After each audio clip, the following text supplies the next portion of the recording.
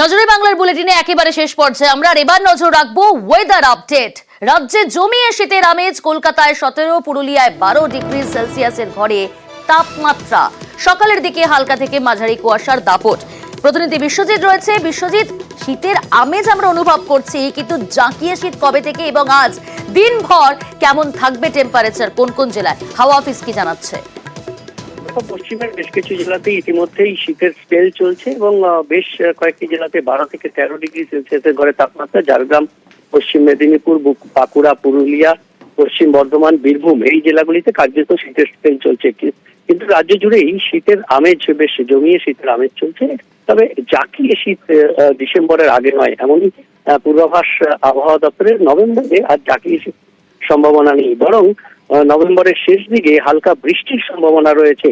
উপকূলের জেলাগুলিতে 30 তারিখ শনিবার হালকা বৃষ্টির সম্ভাবনা, মূলত পূর্ব মেদিনীপুর ও দক্ষিণ 24 পরগনা, এবং আগামী 24 ঘন্টার মধ্যে দার্জিলিং, কালিম্পং এর পার্বত্য এলাকাতেও হালকা বৃষ্টির সম্ভাবনা রয়েছে। কুয়াশা থাকবে বেশ কিছু জেলাতে, কুয়াশা হালকা থেকে মাঝারি। বেশ। আর এখানে আপনাদের জানিয়ে রাখবো যে আগামী 24 ঘন্টায় দার্জিলিং, কালিম্পং পার্বত্য এলাকায় হালকা বৃষ্টির সম্ভাবনা রয়েছে। কিন্তু আজকে সকাল থেকে কেমন ওয়েদার জানবো। পার্থ প্রতিম রয়েছে, অপর প্রতিনিধি পার্থ প্রতিম। কেমন আবহাওয়া রয়েছে উত্তরবঙ্গে এবং পার্বত্য এলাকায় কিন্তু হালকা বৃষ্টির সম্ভাবনা জানাচ্ছে হাওয়া অফিস।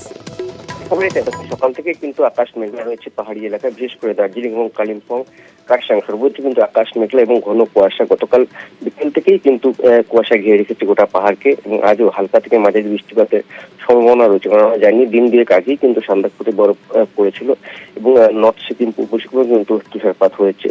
স্বাভাবিকভাবেই শুধু পাহাড়ি এলাকা নয়, সমতলের শিলিগুড়িতেও কিন্তু বিক্ষিপ্ত বৃষ্টির পূর্বাভাস রয়েছে এবং তাপমাত্রা কিন্তু অনেকটাই নেমে এসছে। আজ দার্জিলিং সর্বনিম্ন তাপমাত্রা সকালের দিকে ছিল 8 থেকে 9 ডিগ্রির আশপাশে, অন্যদিকে কালিম্পং ছিল 11 থেকে 12 ডিগ্রির আশপাশে। যাই হোক, বহু পর্যটক এই মুহূর্তে পাহাড়ে বেড়াতে এসছে। তবে এই বৃষ্টির হালকা থেকে মাঝারি বৃষ্টির যে পূর্বাভাস, তাতে কিন্তু কিছুটা হলেও মন খারাপ এবং প্রবাসীদের। বেশ।